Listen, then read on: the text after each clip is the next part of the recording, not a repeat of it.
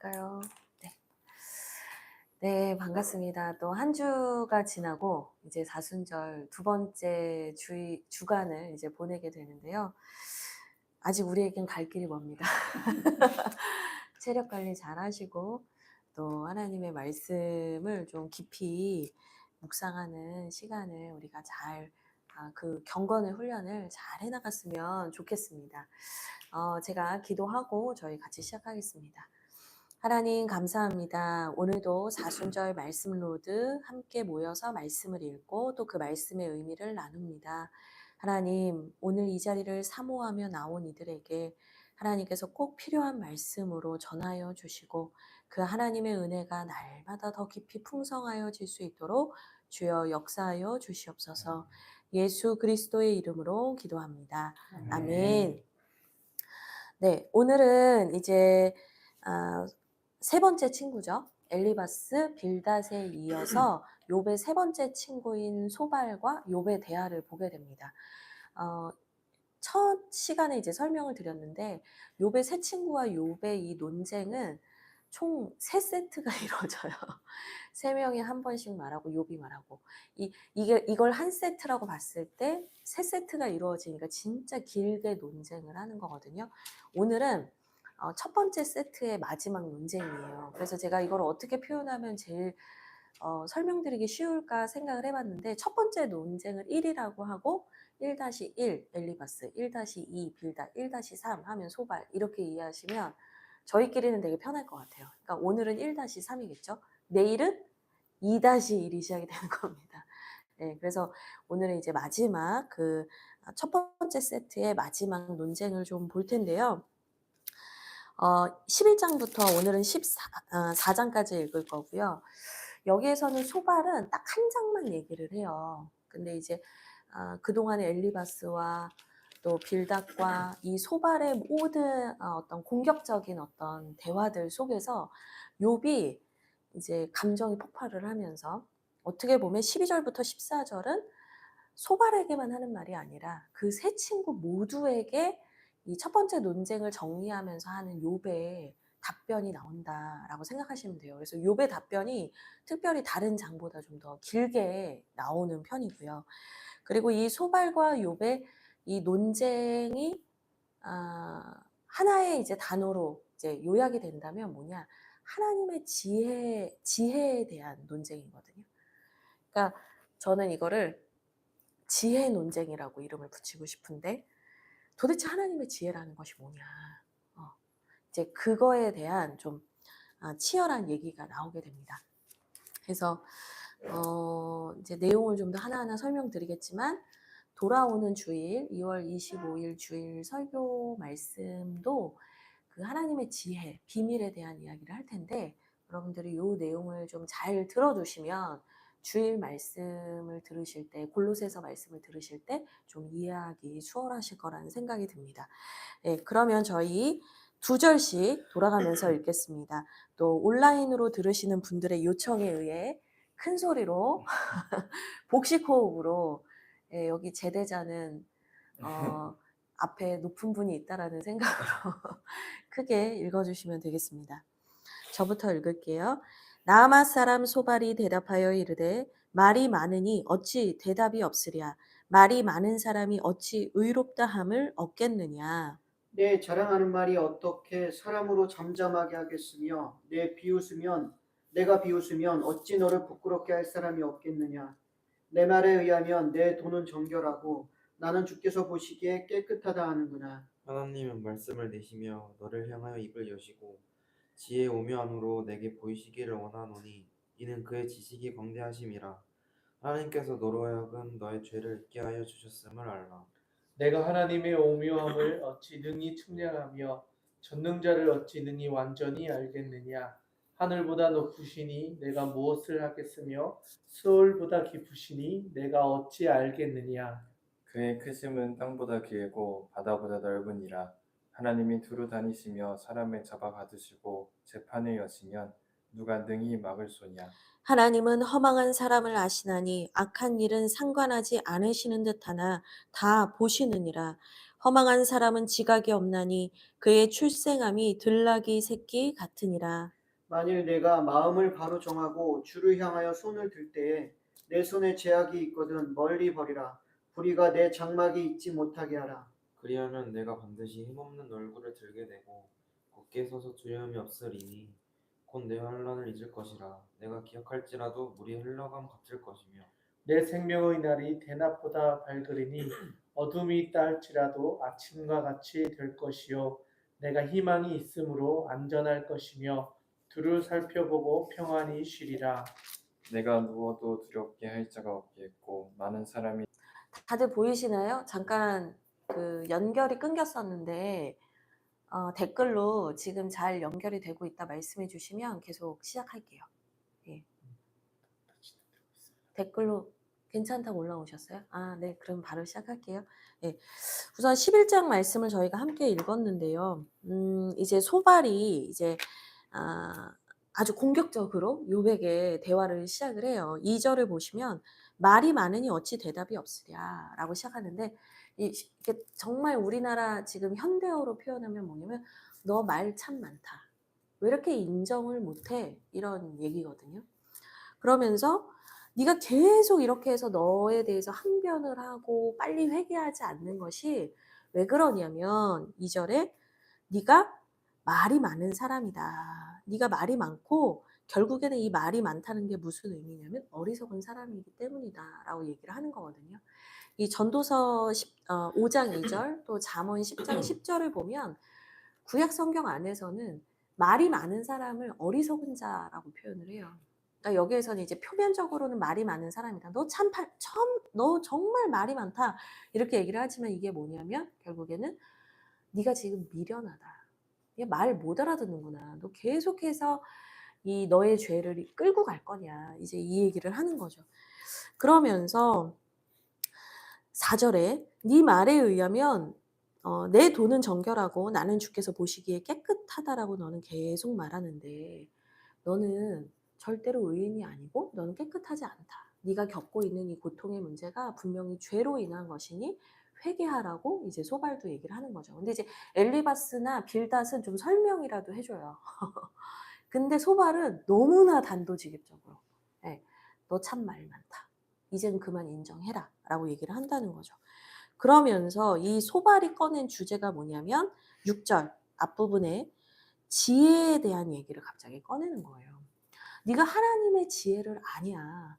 하나님의 지혜의 그 오묘함을 아냐 라고 얘기를 하는 거거든요. 그래서 제가 이 오묘함이라는 단어의 원어적 의미가 좀 궁금해가지고 이제 좀 찾아봤어요. 그랬더니 히브리어로는 타알루모토 호크마라고 돼 있어요. 호크마가 지혜라는 뜻이거든요. 근데 타알루모트는 뭐냐면 타알룸마라는 단어에서 이제 변형된 형태인데 이 타알룸마가 숨겨지다라는 뜻이 있어요.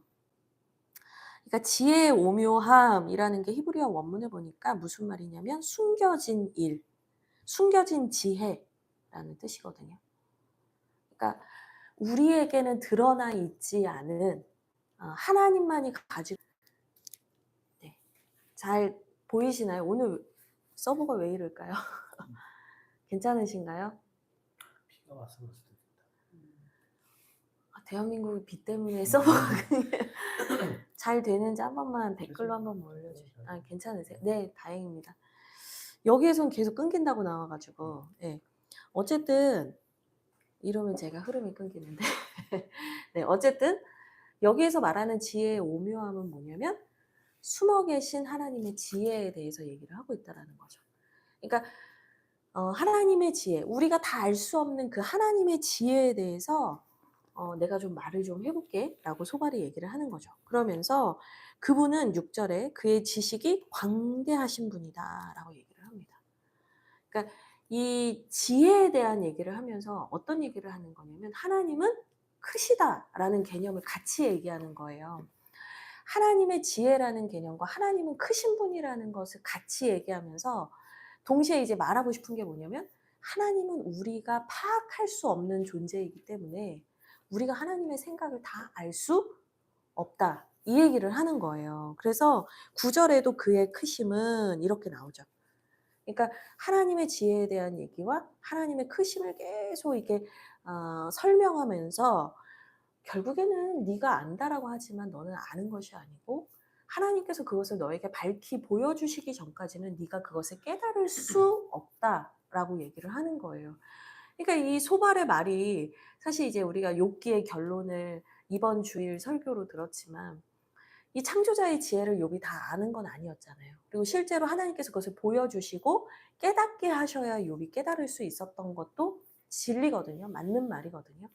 그런데 여기에서 소발이 정말 그것을 보편적으로는 맞는 말을 하고 있지만 사실은 그도 진짜 하나님의 크신 지혜가 뭔지 너무나 알아서 깨달아서 그것을 통과해서 그 시험을 통과해서 하고 있는 말은 아니라는 거죠.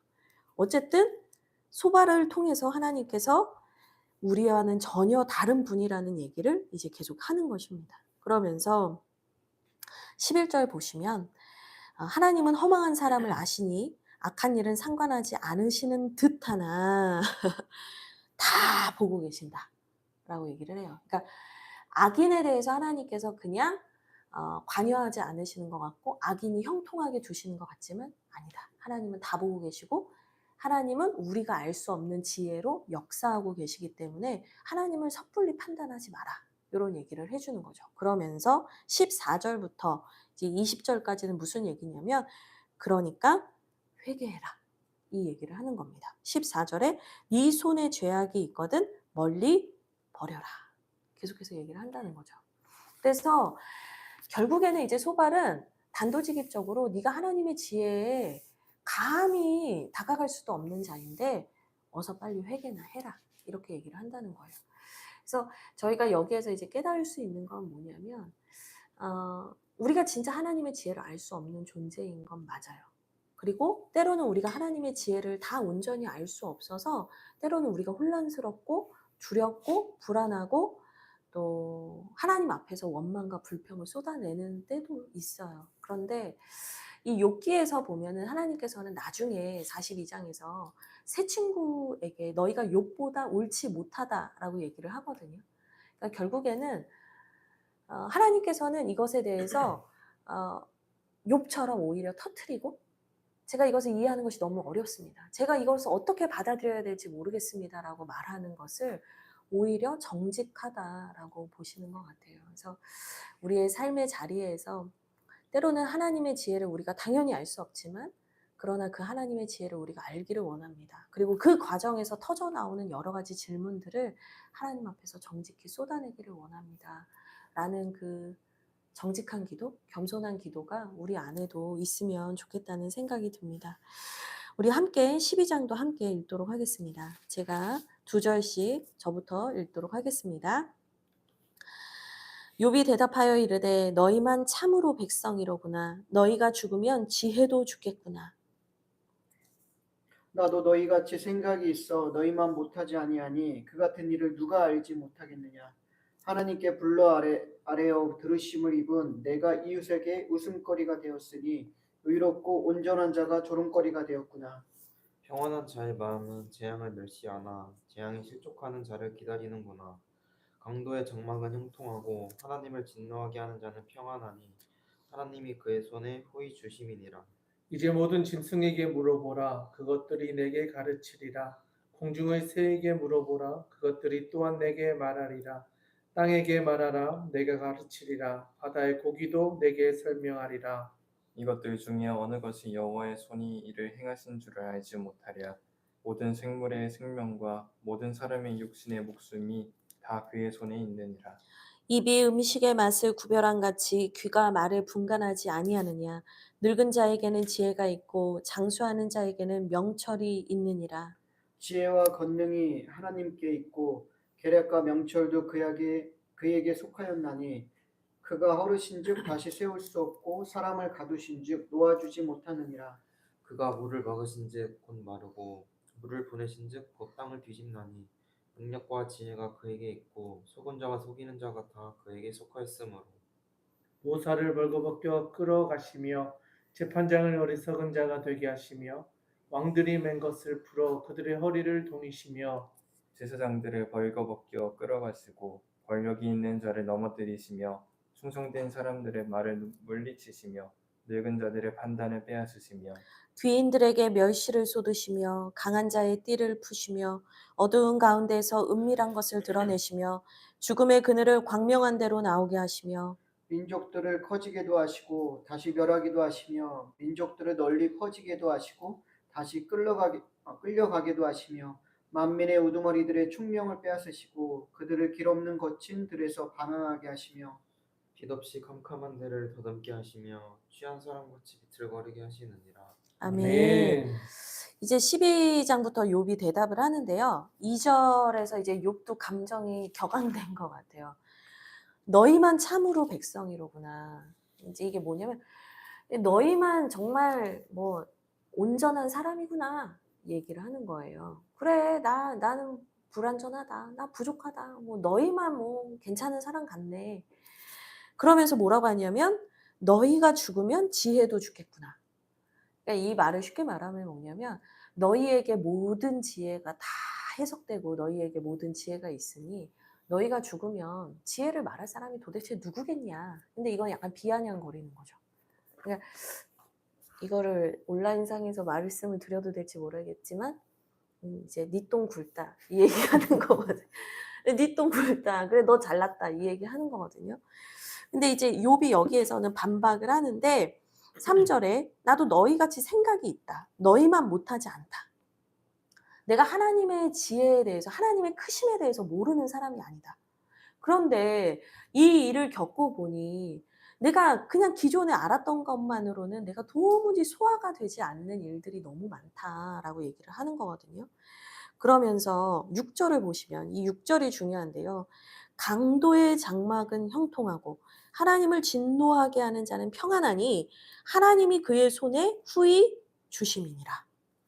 그러니까 이 욥이 말하는 이 핵심이 뭐냐면 악인의 형통함을 자꾸 보게 되는데 나도 하나님의 지혜를 알고 하나님이 의인을 돌보시는 분이라는 거를 들었고 그거 다 아는데 도대체 왜 악인이 이 세상에서 형통한 거냐.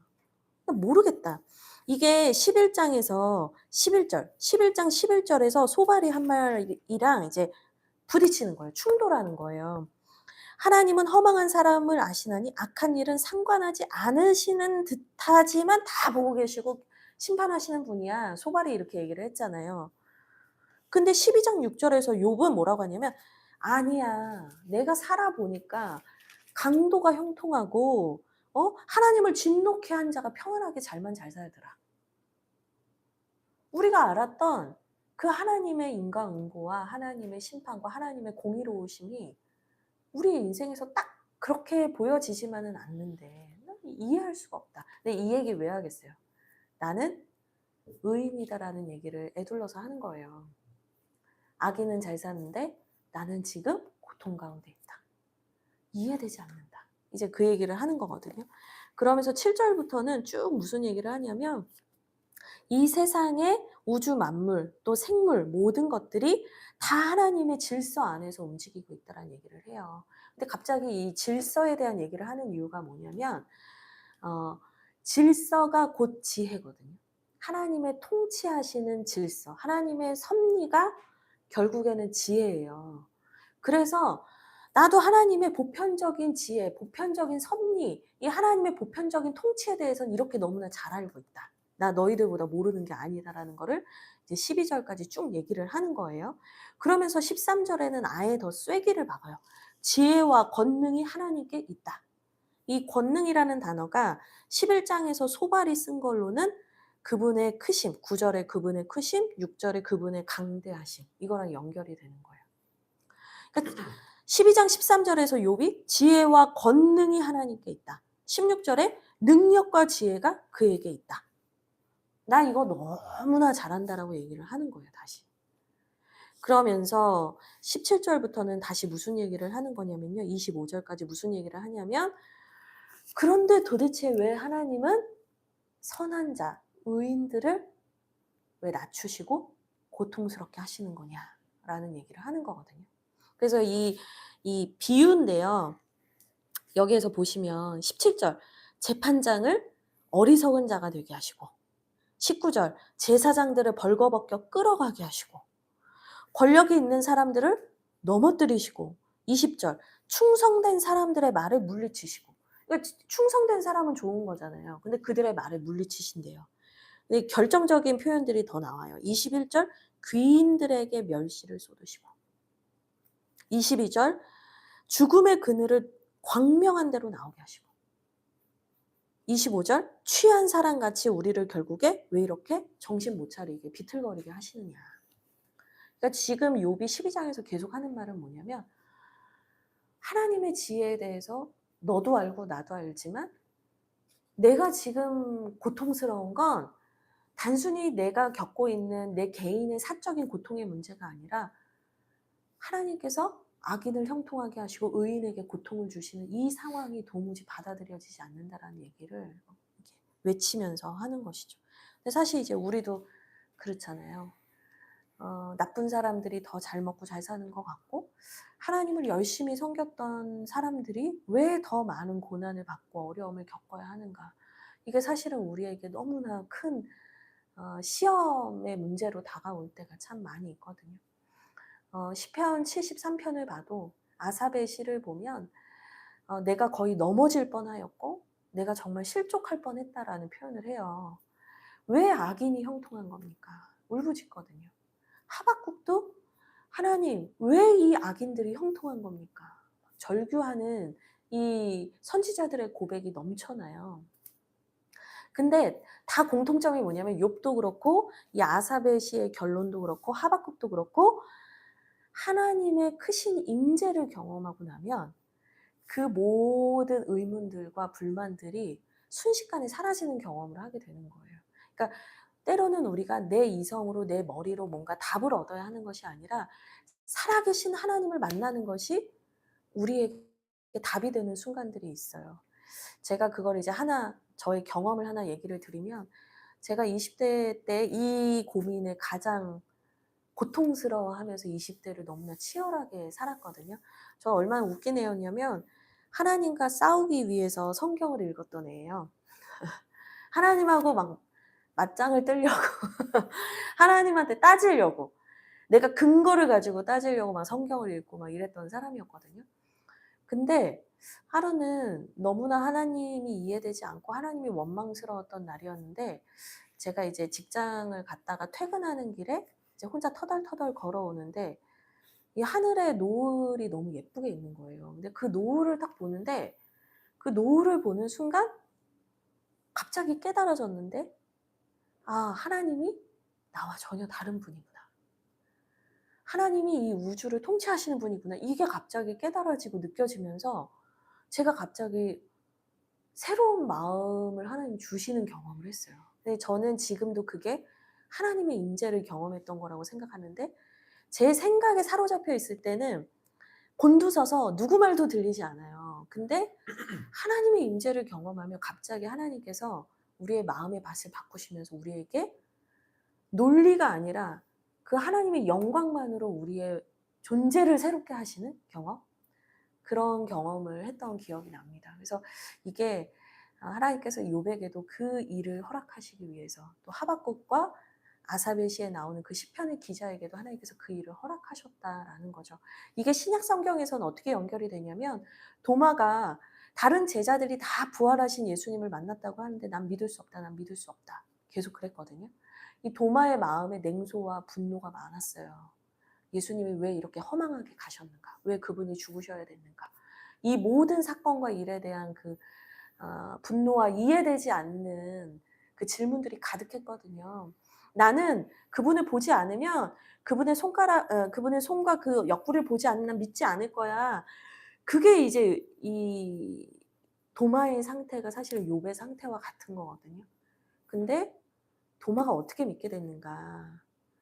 부활하신 예수님이 도마를 찾아와 주심으로 도마가 깨달았단 말이죠. 우리는 도마가 믿음 없는 사람이라고 그냥 결론 지을 때가 많지만 도마는 인간의 한계를 가진 전형적인 우리의 모습을 보여주는 거예요. 그 영역은 뛰어넘어가려면 내가 넘어갈 수 있는 것이 아니라 하나님이 임재하심으로 하나님이 우리를 끌어가셔야 경험할 수 있는 일이라는 거죠. 그래서 결국에는 하나님은 우리를 참 겸손하게 하신다라는 생각을 하게 됩니다. 우리 이제 13장 같이 읽도록 하겠습니다. 나의 눈이 이것을 다 보았고 나의 귀가 이것을 듣고 깨달았느니라. 너희 아는 것을 나도 아노니 너희만 못하지 않으니라. 참으로 나는 전능자에게 말씀하려 하며 하나님과 변론하려 하노라. 너희는 거짓말을 지어내는 자여 다 쓸모 너희로 정하면 그것이 너희의 지혜일 것이니라. 너희는 나의 변론을 들으며 내 입술의 변명을 들어보라. 너희가 하나님을 위하여 불의를 말하느냐 그를 위하여 속임을 말하느냐 너희가 하나님의 낯을 따르려느냐 그를 위하여 변론하려느냐. 하나님이 너희를 감찰하시면 좋겠느냐? 너희가 사람을 속임같이 그를 속이려 하느냐? 만일 너희가 몰래 낯을 따를진대 그가 반드시 책망하시리니 그의 존귀가 너희를 두렵게 하지 않겠으며 그의 두려움이 너희 위에 임하지 않겠느냐. 너희의 격언은 재 같은 속담이요 너희가 방어하는 것은 토성이니라. 너희는 잠잠하고 나를 버려두어 말하게 하라. 무슨 일이 닥치든지 내가 당하리라. 내가 어찌하여 내 살을 내 이로 물고 내 생명을 내 손에 두겠느냐. 그가 나를 죽이시리니 내가 희망이 없노라. 그러나 그의 앞에서 내 행위를 아뢰더라. 경건하지 않은 자는 그 앞에 이르지 못하나니 이것이 나의 구원이 되리라. 너희들은 내 말을 분명히 들으라. 내가 너희 귀에 알려줄 것이 있느니라. 보라 내가 내 사정을 진술하였거니와 내가 정의롭다함을 얻은 줄 아노라. 나와 변론할 자가 누구이랴? 그러면 내가 잠잠하고 기운이 끊어지리라. 오직 내게 이 두 가지 일을 행하지 마옵소서. 그리하시면 내가 주의 얼굴을 피하여 숨지 아니하오리니.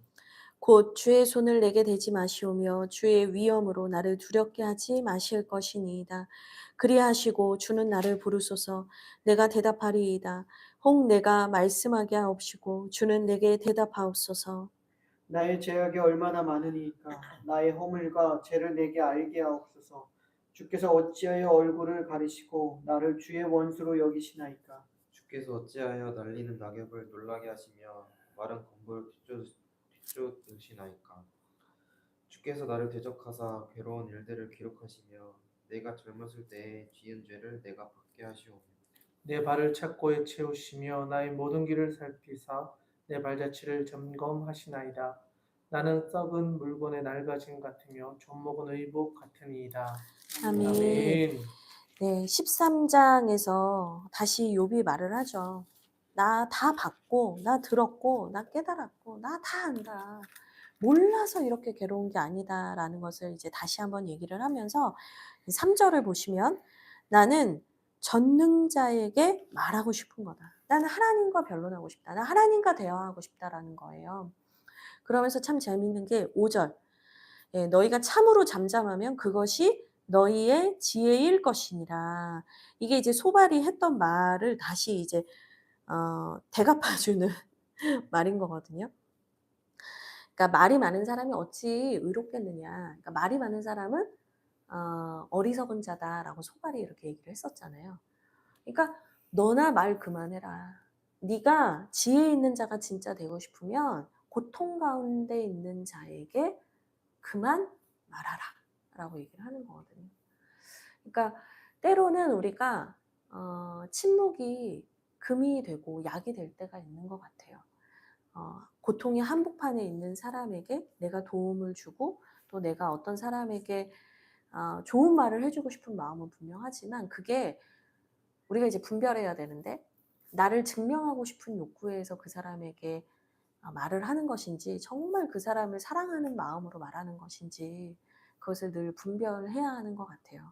근데 어쨌든 욥이 받은 대로 되갚아주죠. 너희가 참으로 잠잠하면 그것이 너희의 지혜일 것이다.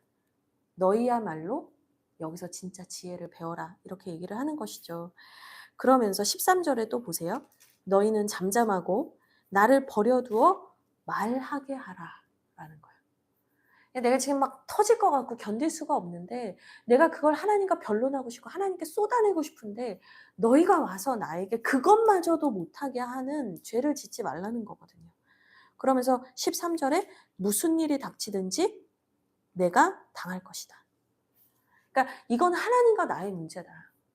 하나님과 내가 이것을 치열하게 해결할 수 있도록 너희는 빠져 있어라 라고 이제 욥이 요구를 하는 것이죠. 그리고 나서 20절부터 이제 28절까지는 욥이 기도를 합니다. 이제 욥의 입장에서도 생각을 해보면 너무 힘들었을 것 같아요. 계속해서 네가 죄인이다, 네가 잘못했다, 회개하면 될 것을 왜 이렇게 고집부리냐라고 말하는 친구들하고 대화하면서 욥도 너무 더 마음이 상했을 텐데, 근데 그 마음이 상한 상태에서 욥이 뭘 하냐면 기도를 하고 있다는 거예요. 저는 이걸 보면서 욥이 참 대단하다는 생각을 했는데, 최병화 목사님이 말씀하신 것처럼 새 친구는 계속 사건과 자기 자신과 그 친구들의 말에 집중을 하게 하지만 욥은 하나님께 집중을 했잖아요. 그러니까 욥이 그 정신 산만한 상황에서도 기도를 했다. 다시 하나님께 집중하려고 그가 몸부림을 치고 있었다라는 거예요. 그러면서 20절에 하나님 저에게 2가지 일을 행하지 말아 주십시오라고 간구를 하고 있어요. 네. 내가 그리하시면 내가 주님의 얼굴을 피하여 숨지 않겠습니다. 근데 아까 11장 말씀드릴 때 이 숨어있는 하나님의 지혜에 대해서 얘기를 했잖아요. 그러니까 지금 약간 언어 유희처럼 하나님이 숨어 계신다. 숨어 계신 하나님에 대한 얘기를 하고 있는 거예요. 그러니까 여기에서 13장에서 욥도 뭐라고 하는 거냐면 저도 안 숨을게요. 저 안 숨을게요. 그러니까 하나님도 숨어 계신 하나님의 지혜를 드러내시고 저도 제 실체를 숨기지 않을 테니 하나님 저에게 말씀해 주세요. 라고 얘기를 하는 거죠. 그러면서 2가지 구하는 게 뭐냐면 첫째, 21절에 보시면 주의 손을 내게 대지 마옵소서. 두렵게 하지 마옵소서. 그러니까 내가 이렇게 하나님 앞에서 발버둥치고 몸부림치는 것에 대해서 하나님 벌하지 말아 주십시오. 물리지 말아 주십시오. 하나님 제 얘기 좀 들어주십시오. 제 고통의 소리를 좀 들어주십시오. 2번째 간구가 뭐냐면 22절에 그리하시고 주는 나를 부르소서.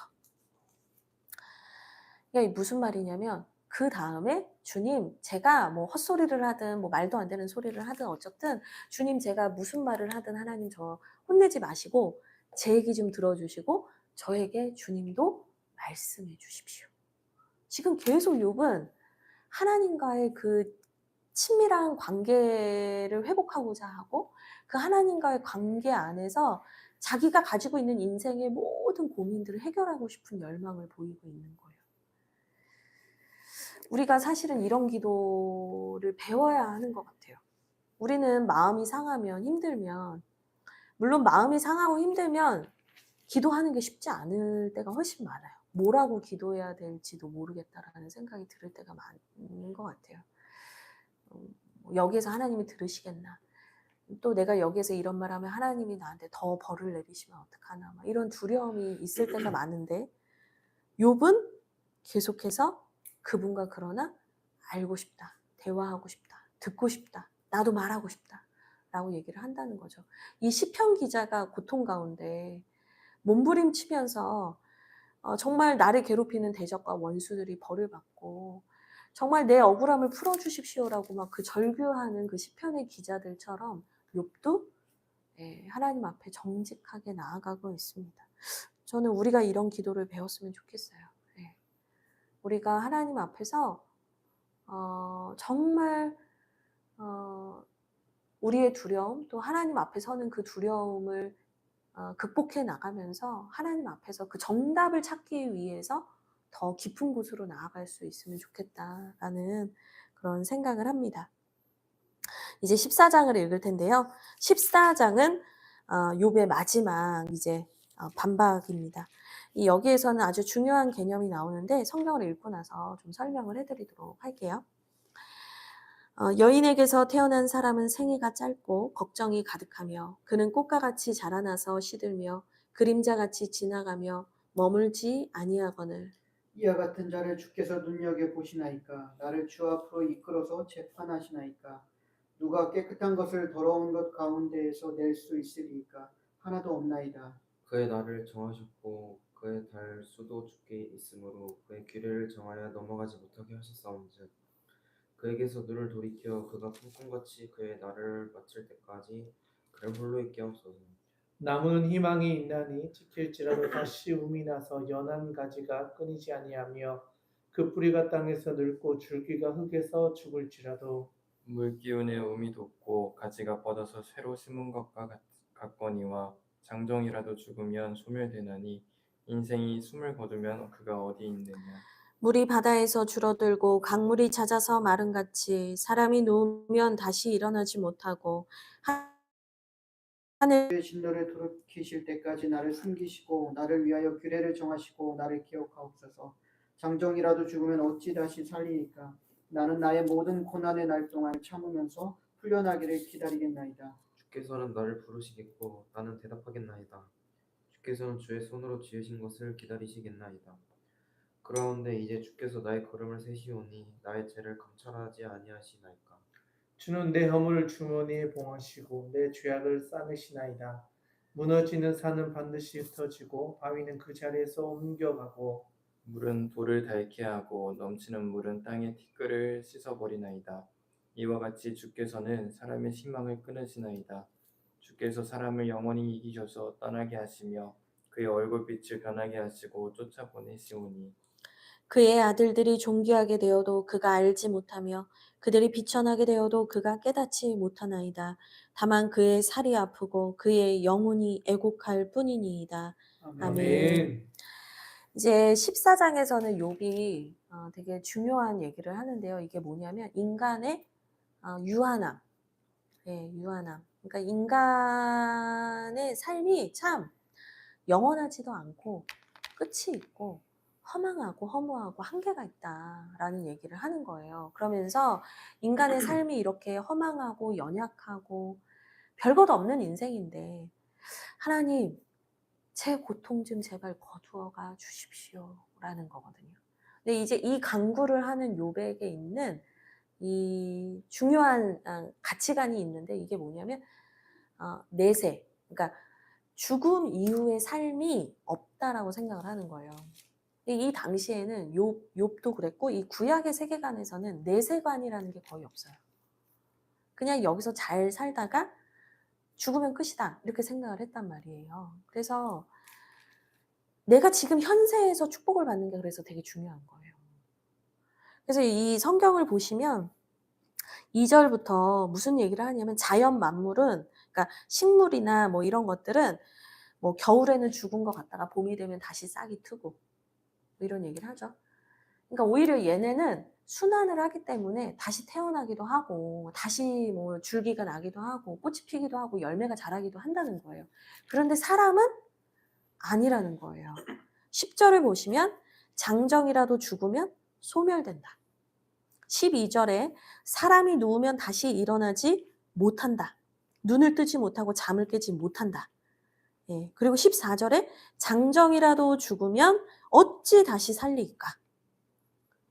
그러니까 우리는 죽으면 끝인데 이 세상 사는 동안 하나님 우리 좀 불쌍히 여기셔서 좀 행복하게 살게 좀 해주시지. 왜 이렇게 우리한테 고통을 주시냐 이 얘기를 하는 거거든요.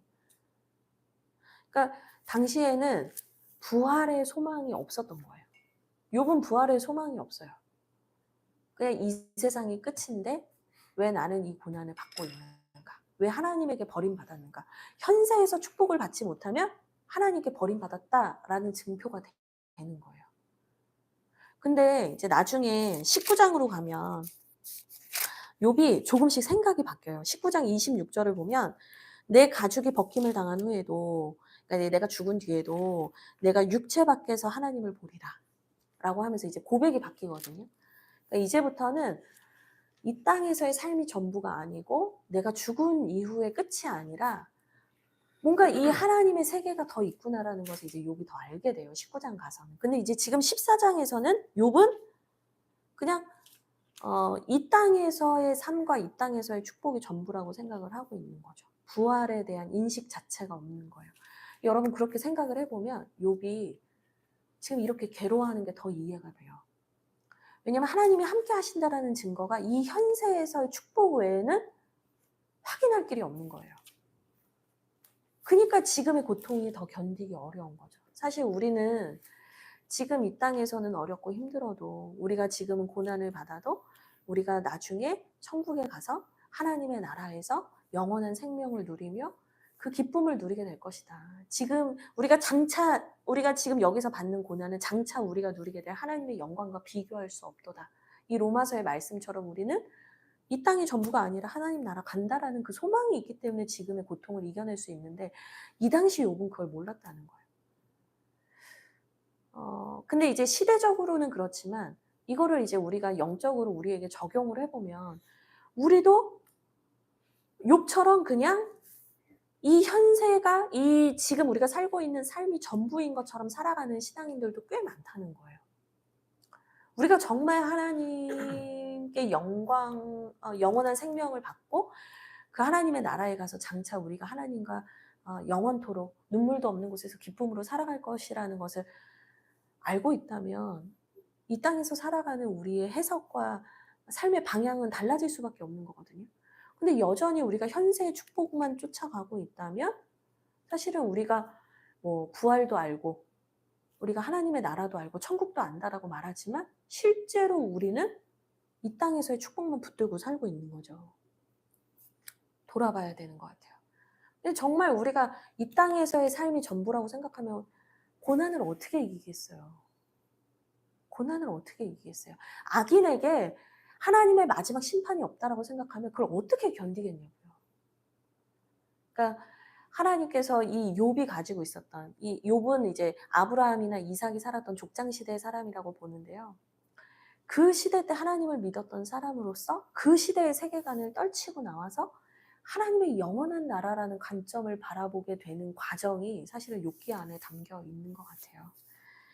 그래서 이제 욥은 계속해서 우리가 이 인생 끝인데 우리 인생 죽으면 아무것도 없는데 19절 주께서는 왜 이렇게 우리의 희망을 끊으시는 겁니까?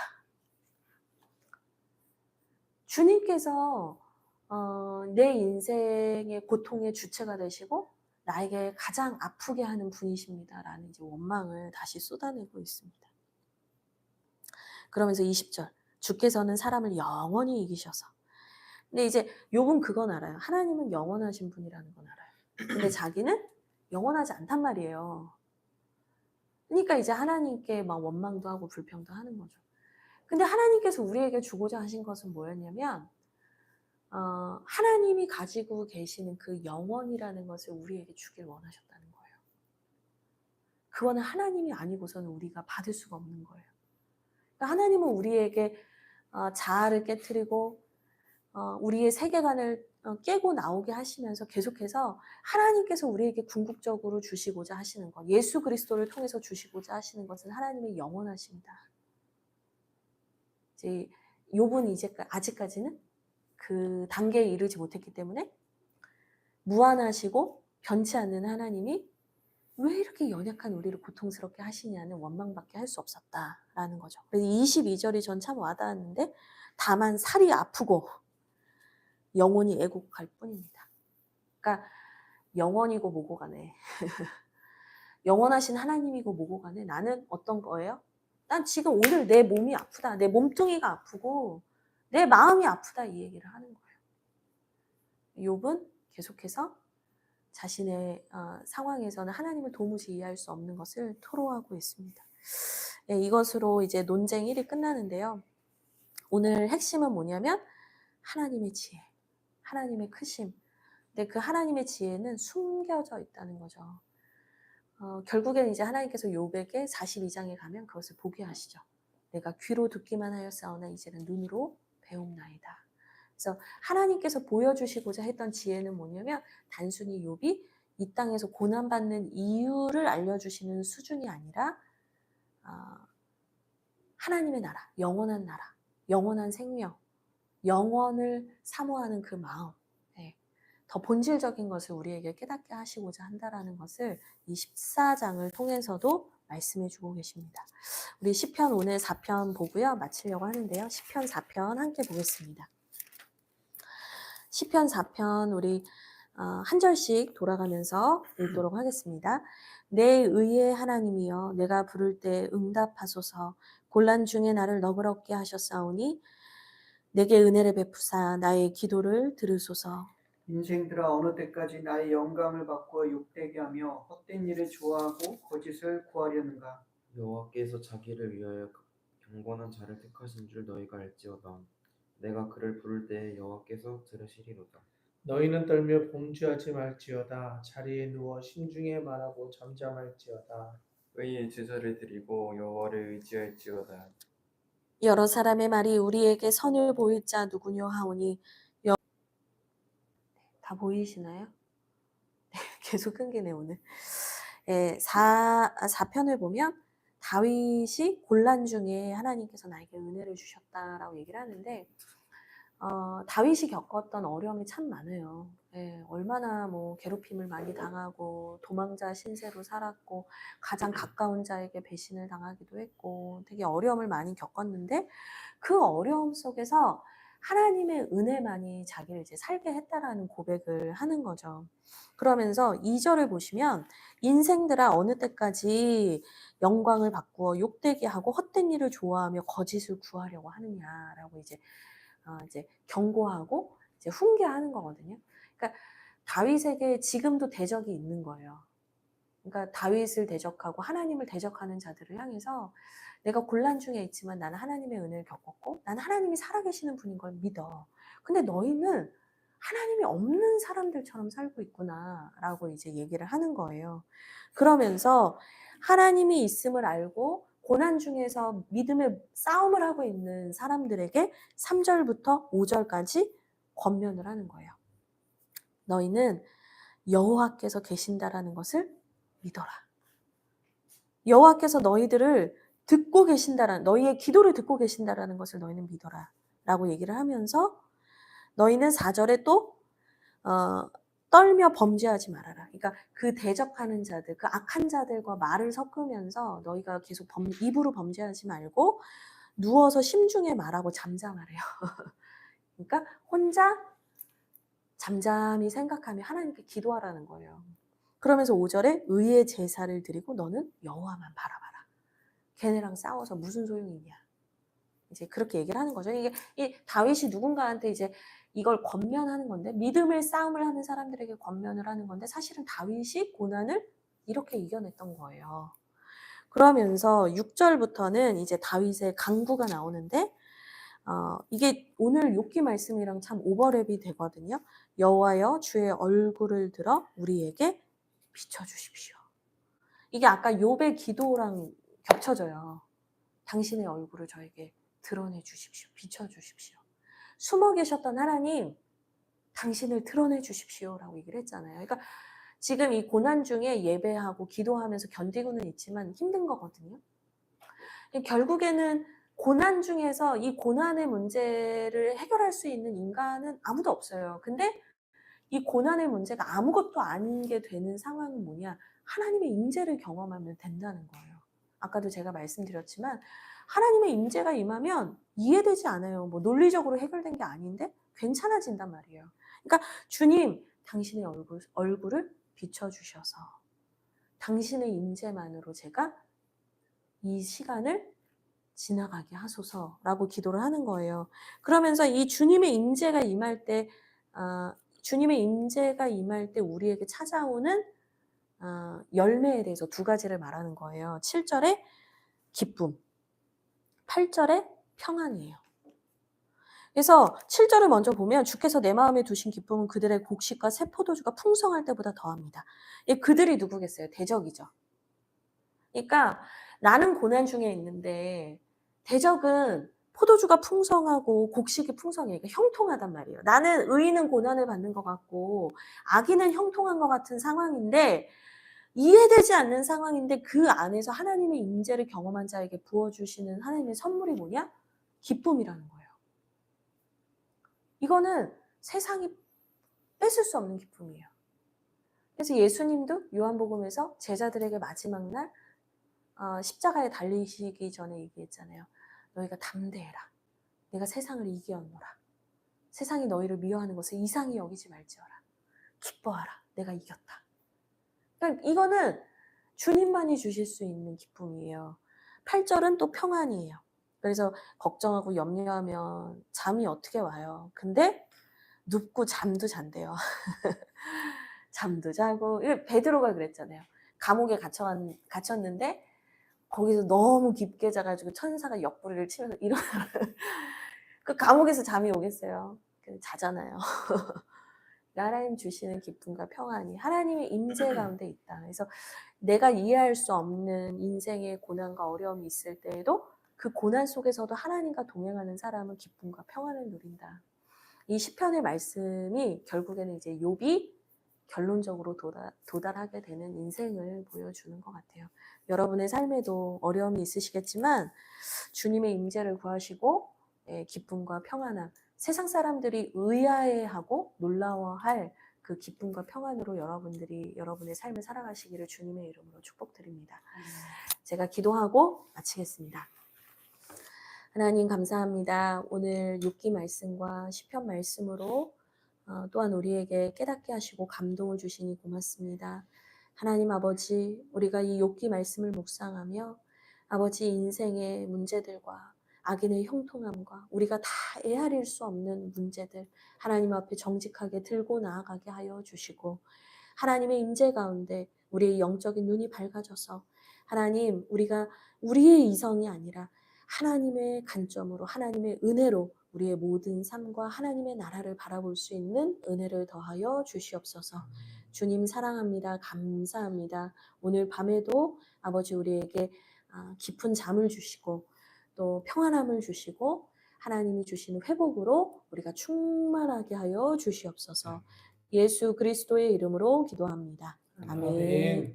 네, 이것으로 마쳤고요. 각자 기도하시고 또 여러분의 삶에서 또 승리하시길 바랍니다. 내일은 최병화 목사님과 함께 하도록 하겠습니다. 감사합니다.